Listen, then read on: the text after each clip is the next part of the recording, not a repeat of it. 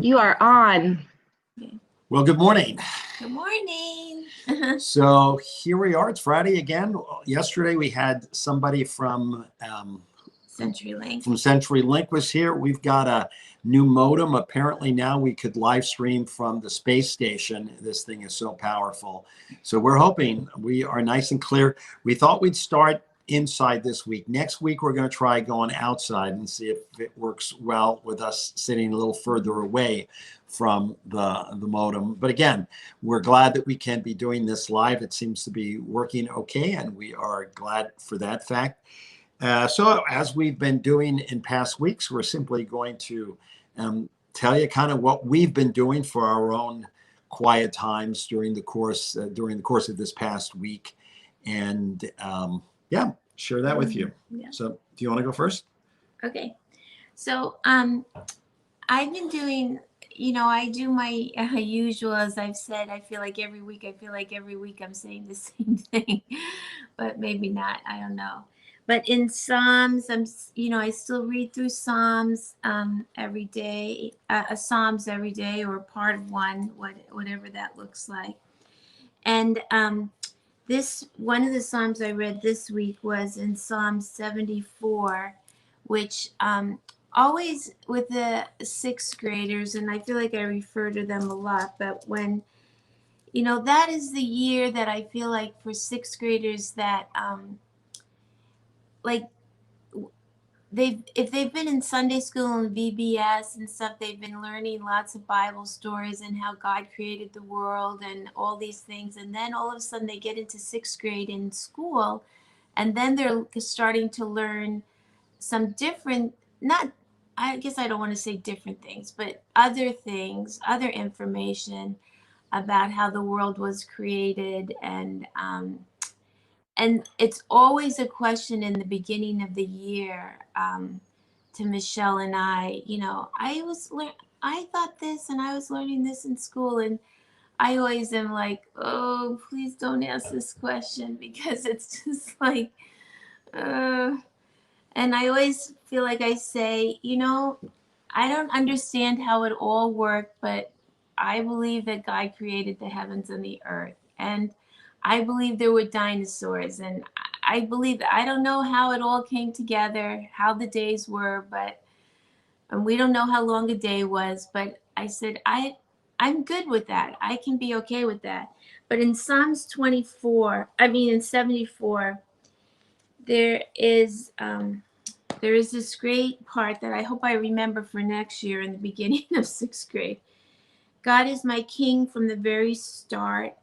He wrote salvation at the womb of the earth. With one blow, you split the sea into two. You topped off the heads of the Leviathan and then served them up in a stew for the animals. With your finger, you opened up the springs and the creeks and dried up the wild flood waters. You own the day, you own the night. You put stars and sun in place. You laid out the four corners of the earth, shaped the seasons of summer and winter. Mark and remember, God, all the enemy. Okay, well, that I don't have to go into that part, but I just thought the Leviathan. I don't know what a Leviathan looks like. Maybe a dinosaur, but They're not sure. It's some sort of monster. Some people think it was like it could have been like a hippopotamus, a crocodile, a whale, just some kind of creature like that, scary big creature. Oh, and I skipped a line. With one blow, you split the sea in two. You made mincemeat of the dragon Taman. So I don't know.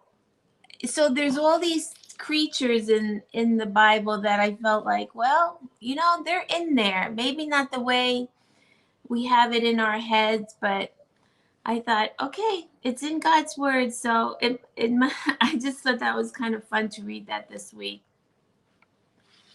I'm still reading Psalms 91 every day, and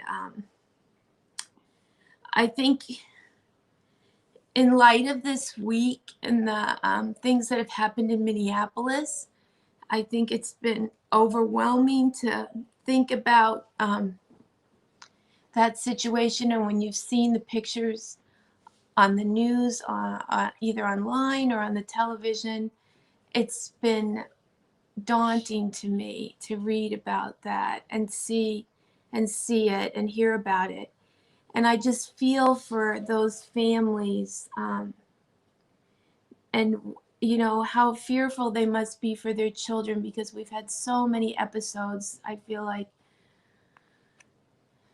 in the last year. I mean, one is too many.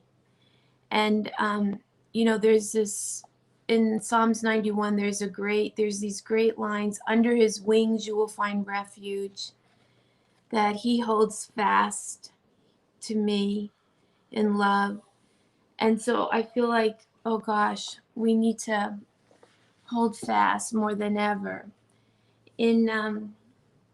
But in my Bible reading, I think when we were with you last week, I was in Judges and I finished, and I was in Ruth and Samuel. I'm in Samuel right now. And Ruth, of course, after being in Judges and all the killing and the wars and stuff, that was like, it was nice to come into Ruth, something, I guess, lighter. Maybe I want to say that.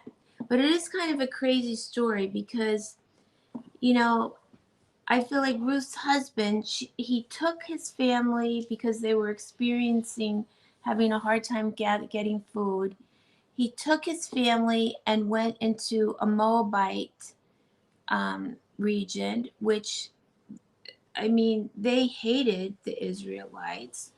But he took his family there. He had 2 sons. He must have thought that, or maybe he probably didn't think, that they were going to come to the age to get married, which they did.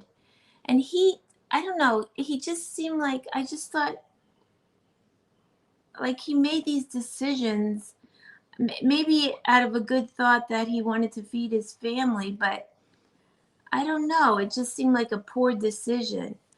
But Naomi must have been really strong, because she, in a country where Israelites were hated and they had different ways of worshiping, somehow she taught her daughter-in-laws about God. And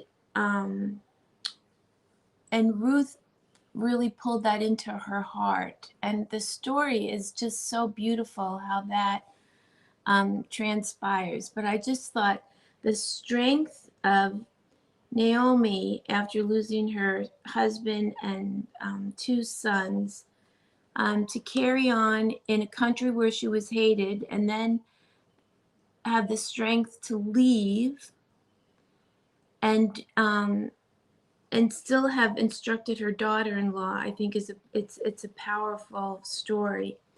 Then in Samuel, you come to Hannah's broken heart, that she's wanting children so badly, and finally she's given a son, Samuel, and she gives him to the Lord right away at a young age, which I thought, could I have done that? I don't know if I could have done that, because that seems like such a huge thing to do.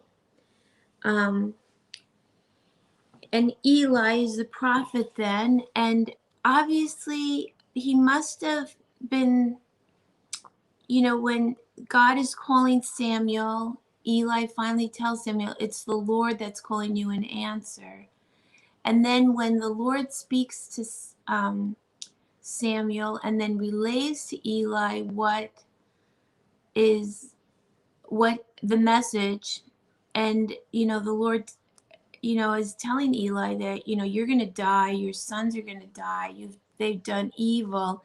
Like, Eli does not do anything. It doesn't say that, at least it doesn't say that he did anything to change their behavior, or plead for their lives, or petition God for that. And I just thought that, I don't know, it just seemed like, why did he do that? Because he should have, I don't know, with everything that he knew of the Israelites' history, he should have done that. You should have done what?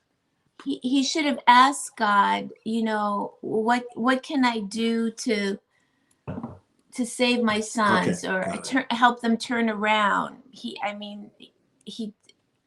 I don't know. It doesn't say anything. Maybe he did, but it didn't. Mhm. Okay, Ralph is saying move it. No, no, no. I'm not saying that. I was just curious. What is it that you wanted him to do? Oh, I wanted him to ask. To pray for his kids, Yeah, to yeah, yeah, on behalf of yeah. his kids. So, well, in all of this, you know, I get to Samuel 8, and, you know, I think to myself, the Israelites, they were messy. I mean, they just did things over and over again, which I've said over and over again, and they're forgetful. They forget about God. They wanted to kind of live in both worlds and have it both ways. And then I think about us, and that we're not really that much different. Um, you know, he talks about, it says there's a verse about Eli's sons, they abused their power. They, it was just awful what they did. And then when you think about the whole situation in Minneapolis, you know, because I'm trying always to connect all these things that I'm reading, like how, you know, awful it is, and we should, our hearts all should be grieving, as Eli's heart should have been grieving for his sons to do something, that something should have been done. I mean, our hearts should be grieving for this situation. And what could we, like, what do we do with that, like, or what do I do with that? I think about always around Martin Luther King Day, we usually have Mr. T come to the sixth grade rocks and talk to the kids about his experiences, because he walked, he's doing it in first, he's speaking in first person, which is, I always think, so powerful. And I don't think I'm misquoting him, but he said his mom basically had him enlist in the army because she felt like he would be safer in the army than a young black man in the South, that his chances of staying alive would be better in the army. And he's quick to say, not that that was easy either. I mean, he always tells kids, you know, when he enlisted, he had to take the bus, but he had to go in the back door of the bus station and sit in the back of the bus, even though he was doing something as courageous as joining the military. But I think about families, African American families, and moms, because there seems to be a lot of a mom theme going in my readings this week. You know, how worried they must be for their children in this time now, and what's going on, and what, you know, what can we do, and how can we be brave and courageous, and be praying for our leadership, you know, in the government, in the community, in our church, in our neighborhoods. How can we be teaching our children? You know, what can we do? Because we want to make a mark that we are going to do something different, that we're not going to follow these ways. Because it's just, I mean, I've just been weeping this week as I've watched the pieces on the news. So, in my other book that I'm reading about being brave, sorry, this is so hard.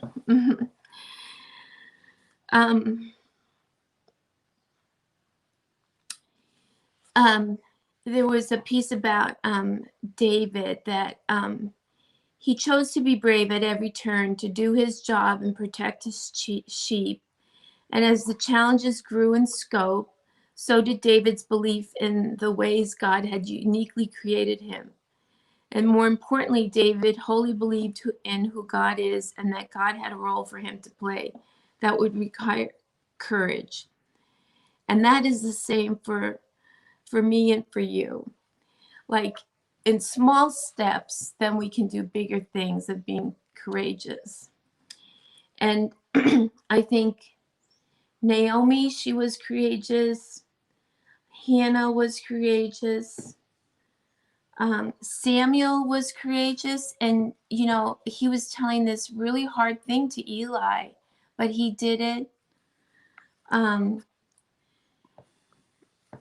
We need to be courageous too. And I mean, I think about it. I mean, we have a granddaughter from Tanzania. We have a grandson who has Native American roots in him. You know, what is the world going to look like for them? And for their parents, as they help them navigate through this world that seems really hostile to other races than being white and Caucasian. Mm-hmm. And, you know, how can Christ Lutheran Church be a light in all of this too? So it's all those pieces to me are kind of are jumbling around in my head. You have to understand I'm in the dirt a lot by myself, and I walk by myself, and I'm thinking about all these things, but they all go together for me somehow. I mean, they really do. But at the end of it, I just hear God saying, I have to be praying. We have to be praying and be listening and paying attention. Great. Nice. So I'm gonna start in a sense on that note of praying. So again, I'm using a devotional called Living the Message by Eugene Peterson. So this was the devotion on May 26th. It's just called The Impulse to Pray. Mm. And he's reflecting on this verse. Jesus said, "This is what I want you to do. Ask the Father for whatever is in keeping with the things I've revealed to you. Ask in my name, according to my will, and he'll most certainly give it to you. Your joy will be a river overflowing its banks." Then Peterson writes this, "For there is no lack in us of the impulse to pray, and there is no scarcity of requests to pray. Desire and demand keep the matter of prayer before us constantly. So why are so many lives prayerless? Simply because, quote, the well is deep and you have nothing to draw with." That's what the woman at the well said to Jesus when he said that he had water, living water. And she said, "Hey, you didn't even have a bucket to get the water with." We need a bucket. We need a container that holds water. Desires and demands are a sieve. We need a vessel suited to lowering desires and demands into the deep Jacob's well of God's presence and word and bringing them to the surface again. The Psalms are such a bucket. And Peterson was a huge believer in the idea that the basic way that Christians have prayed through the years is by simply praying the Psalms. That if you're not sure how to pray, if you don't feel that you're very good at putting together your own, he says, don't worry about it. He said, because there has been a way Christians have prayed for 2,000 years. They simply prayed the Psalms. And by praying the Psalms, he simply means read a Psalm or two or however many, and then just say, this is my prayer. Whatever this is saying is what I am saying today. So, and that brought me back. I read that devotion of Peterson and I thought, I'm not praying the Psalms right now. So I'm going to start again. So, and sometimes I decide not to start at the beginning because I thought right away, the first Psalm, second Psalm, I'm thinking, no, I'm going to start. So I started at Psalm 42. The book of Psalms is divided into books in essence. There's 5 of them. So book 2 starts in Psalm 42. But it was this Psalm that I want to comment on. So it was Psalm 44. I'm not going to read the whole thing, but I'm going to read up to where you really get the point. We have heard with our ears, O God. Our fathers have told us what you did in their days, in days long ago.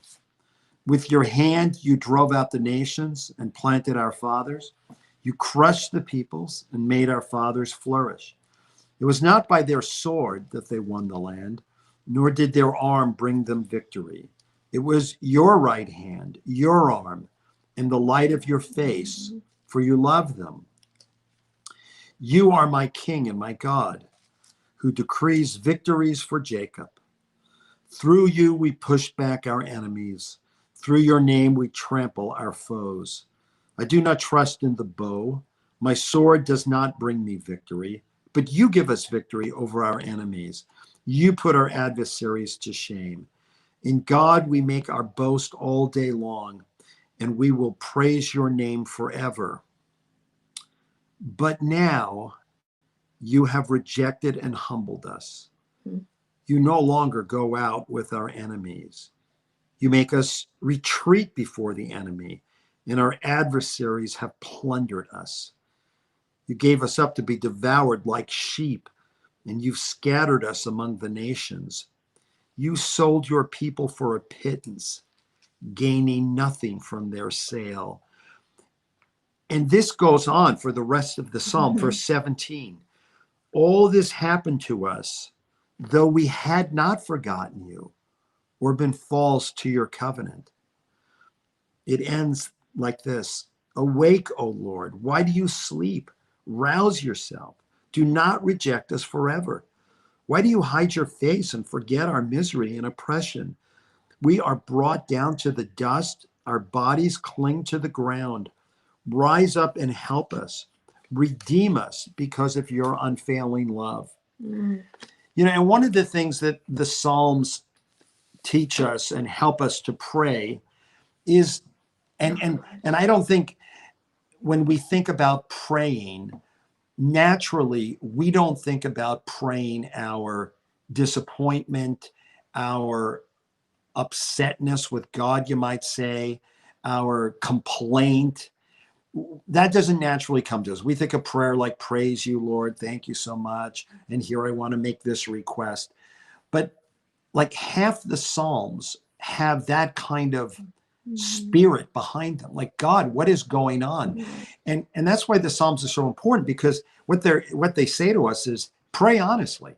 You know, whatever you do, please tell God the truth of what's going on inside you. You don't have to pretend with God that all is well. Even in terms of all is well in my relationship with God, tell God it isn't going well. Right. Tell God, what's the deal with my kids? How did my kids end up like this? You know, I tried my very best, and look at my kids. They're completely uninterested in you. Tell that to God.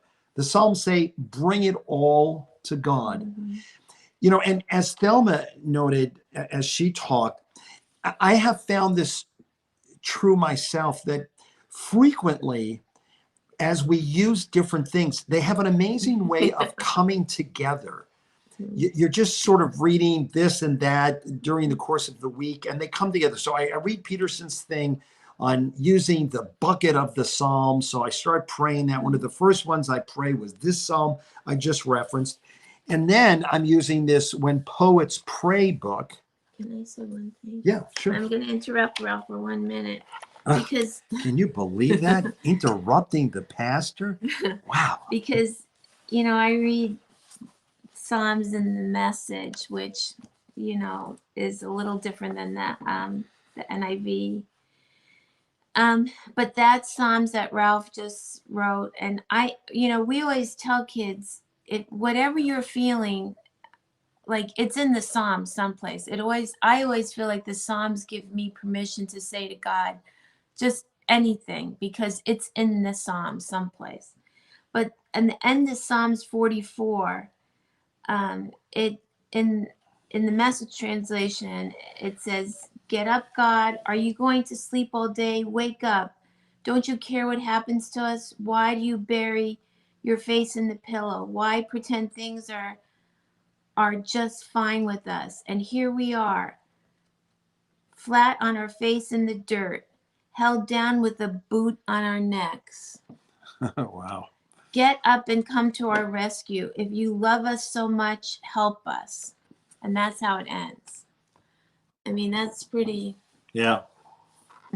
It's like, I mean, imagine, that scene that we saw on TV, the boot on the neck, on the knee on the neck.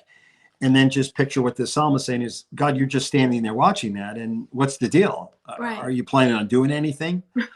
So, I'm encouraged that we can talk that way to God. Eugene Peterson, another place, I use this with kids in confirmation kids on a unit on prayer. Peterson says, it's better to pray badly than to not pray at all. So, so some people say, well, I don't like that stuff in the Psalms. Well, something they tell us, pray badly. That's better than not praying. So again, I'm reading this about these kind of Psalms complaining. And then just a couple days ago in my When Poets Pray, she uses a prayer by Gerard Manley Hopkins. And I can only tell you, this guy writes poetry that is, for all intents and purposes, ununderstandable. Like, are you kidding? Like, wasn't there an easier way to say this? So I'm going to read this poem, and don't worry if you're thinking, what? Because most of this, that's what I was thinking too. That's why I use a book to help me understand. So, thou art indeed just, Lord. His prayers are always, or his poems are named after the first line. He didn't give his poems titles. It's just whatever the first line was. Thou art indeed just, Lord, if I contend with thee. But, sir, so what I plead is just. Why do sinners' ways prosper? And why must disappointment all I endeavor end? Wert thou my enemy, O thou my friend, how wouldst thou worst, I wonder, than thou dost defeat and thwart me?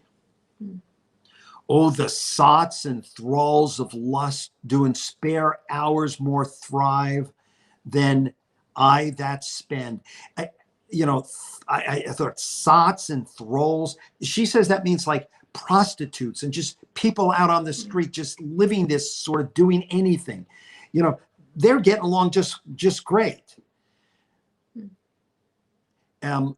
They more thrive than I that spend, sir, life upon thy cause. See banks and breaks now, leaved how thick, laced they are again with fretty, churvel look, and fresh winds shake them.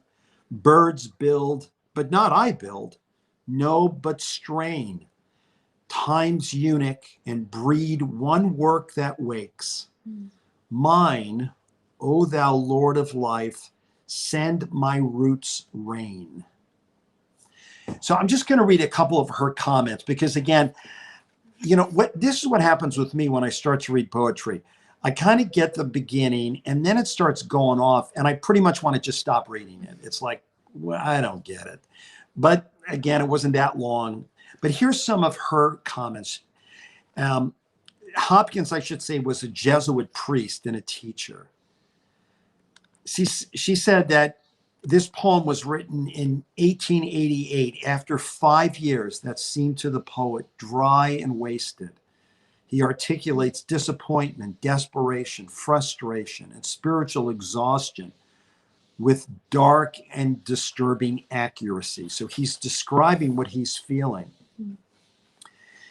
She comments then on, wert thou my enemy, O thou my friend, how wouldst thou worse, I wonder, than thou dost defeat and thwart me? And she writes, or as we have doubtless heard the question in more colloquial circumstances, with friends like you, God, who needs enemies? That's what Hopkins is saying in this poem. You're supposed to be my friend, and this is the way you treat me. And then she comments on that, he looks around, he sees everybody else is doing so well. And then she writes, the habit of comparison is hard to avoid. My husband often quotes a friend who reminded him, in moments of emergent professional envy, there's no competition in the kingdom of heaven. It is the message of Rabbi Zusia, who tells his congregation that when he stands before God, he will not be asked, "Why were you not Moses?" but "Why were you not Zusia?" Comparison and competition in spiritual life don't end well. But they aren't just bad habits to be shaken off. They run deep along our interior fault lines. Mm-hmm. I got to tell you, I read that, I really get that. Mm-hmm. That idea of comparing myself. But then she comments that in the midst of this sort of long complaint, that at the very end, the psalm once again addresses God as friend. Mm-hmm. It says, "Mine, O thou Lord of life, send my roots rain." Mm-hmm. And so this sonnet is, the Lord of life who is mine, my friend, and just judge is also the one who gives us, because we need even this, roots whose thirst drives us back to prayer. Mm-hmm. So again, maybe I'm saying this just as a way of encouraging you to use other things to help you understand what you read in the Bible. We are so fortunate that we have a lot of other voices that are given to us, wise voices. And again, my encouragement with what I've read this week is this idea that we can bring God our legitimate complaints, our wonderings. We don't have to be afraid, like Samuel telling Eli some bad news. In a sense, we can tell God some bad news, like, here's where I'm at, God. And, I need some help. But in the end, I want to pray that God would water my roots. That my roots, in places where it's notoriously dry, one of the things that plants do is they send their roots down, deep down. In places where it rains a lot, roots often just run along the surface. They don't have to go very deep. But in places where it rains only very occasionally, the roots are forced to go deep to find water. So may our roots go deep to find the nourishment and the encouragement that we need. And if you need ideas for things to use, call us, or call the church office. I mean, for parents, there's lots of things. For kids, like pretty simple and easy. You could just do at breakfast, or just at your after chapel with Ralph, or whatever. I mean, there's lots of things. Ralph just brought home a source for middle school kids that he had found that was really kind of fun. So I just find something. I feel like that's the biggest thing we can say from these Friday morning devotions is find something to use, and you will be surprised. Yeah. I mean, in essence, there is a well, just find a bucket. It doesn't have to be a great one. Just find a bucket and get it down in the water and pull it up, and you will be refreshed somehow. I know of no Christian who says ultimately, I just ultimately found this to be a waste of time. I don't know why I even bothered.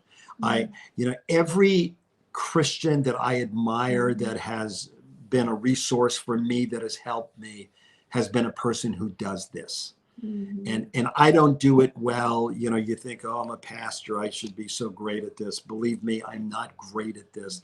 I have started and stopped and started this so many times. It's just even ridiculous anymore. But something, I'm still trying. Taking the bucket again and dipping it in the well. And we want to encourage you to do the same. And I think anybody who has done would anyone being honest who's a Christian would say that they have times when they've just kind of like I don't know what for whatever season they were in their life, it just kind of went by the wayside. But then they came back. They found their way back again. I mean, so if you stop, don't like think, oh, I can't do this. I can't pick it up again, because that would be the wrong answer to keep going. You know, in confirmation this week with 7th and 8th graders, we're just ending our year by looking at some Christians who I think they should know about. This week, we talked about Mother Teresa, and I told kids the story that when a few years after Mother Teresa died, her spiritual director, the person who she, you know, shared her heart with, he was a priest and she mostly wrote to him. And he published her letters, and she had asked him, please never do that. But he felt like the world needed to know this. And basically what her letters said was, I never feel the presence of God. Never. She said she had a brief period when she was a young Christian, when for like 3 months, she just felt God very close to her. And then for the rest of her life, she said she didn't. Now, I don't have to worry about that because Mother Teresa was a giant of the faith. That's why God could do that with her. He would never do that with me because I'm a midget of the faith. So I don't have to worry about a lifelong. But there will be, you know, there will be some times where it just doesn't seem to be working. But you just keep doing it. Yeah. You keep doing it. Who could have ever told from the way Mother Teresa lived that she wasn't really feeling it? Because boy, a lot of other people were feeling it through her. And but again, I don't think we'll have to worry about going a whole lifetime. I think God will show up way sooner than that. Hey, Thelma, I'm wondering today if you would pray to end us. Yeah, Thelma's a great prayer. I don't know about that, but because I start crying, and so that's not really helpful. But you know, but thank you I want to say just thank you on behalf of 6th Grade Rocks, because the amount of change that, I mean, Christ Lutheran never ceases to amaze me of how they can give. And you must have been hoarding your change, I think, for years. I mean, we've been doing this for a lot of years, but you've obviously held back, because this year you came out and didn't hold back anything, because Lark had to have help carrying the change from her car into the bank because there was so many rolls of change. So we exceeded our goals. So thank you so much. So some of the things we'll just have to double because it was just so extraordinary. Their goal was $3,200, which Thelma thought that's a pretty stiff, you know, hefty goal. Especially when we weren't coming together. Right. We took in over $3,900, you know. So that's just amazing. I mean, this week alone, and Thelma's mom mostly did this. She rolled like $1,600 worth of change.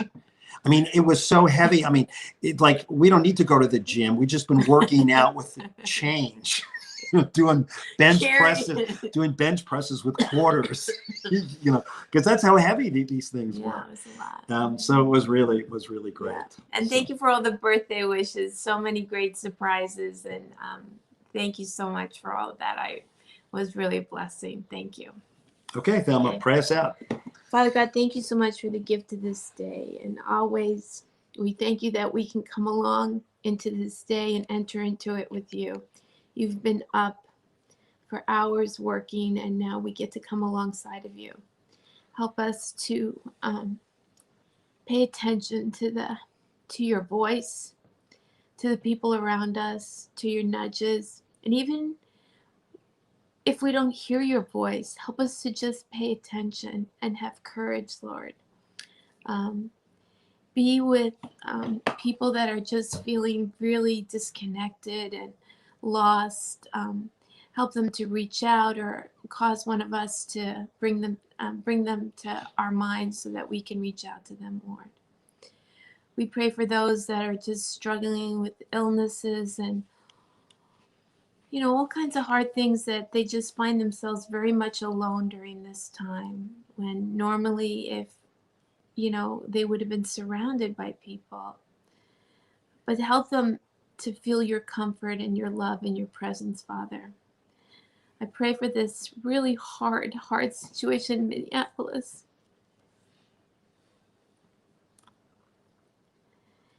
I pray for the leadership there and the families, the family of this man, and just all the broken pieces.